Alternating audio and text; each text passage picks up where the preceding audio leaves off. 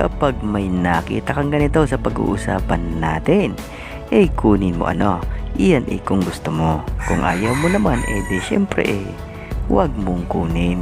Okay. Yun, magandang buhay na naman sa inyo mga kaibigan. Welcome back sa ating munting channel. Kung ang inahing manok nangingitlog at ang itlog niya pangkaraniwan na para sa atin so yun pangkaraniwan na para sa ating mga consumer yun yung kinakain natin, nilalaga o nilalabon o kung ano-ano pa man na luto sa itlog. Halimbawa na lang ipiniprito na buo ang dilaw o tawag buo ang pula kaya hindi naman yung hindi rin mawala yung binate, yung hanggang babatehin mo ang itlog ay yung scramble o kaya naman nilagang itlog na ilalagay sa lugaw at kung ano-ano pa nako, hindi kayo pagkasarap ng itlog. So iyon yung itlog ng inahing manok. So iyan pangkaraniwan at yan ang makikita natin sa mga palengke, sa mga tindahan.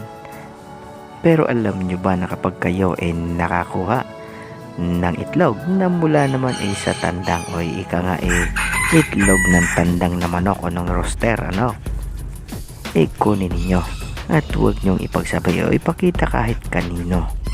Balutin mo ng telang pula at iwasan mo na siya mabasag.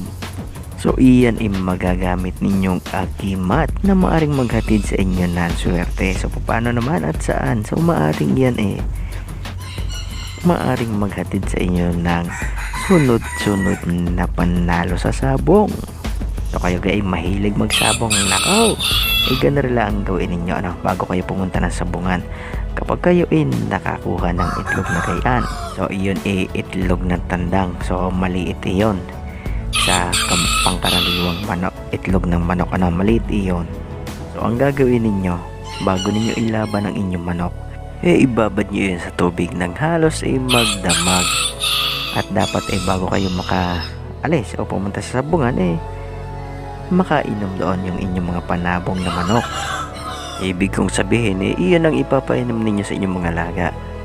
So pagkatapos nilang uminom ng mga manok mong panabong kunin mo na ulit yung itlog, balutin mo ulit ng telang pula at daladalahin mo naman sa sabungan.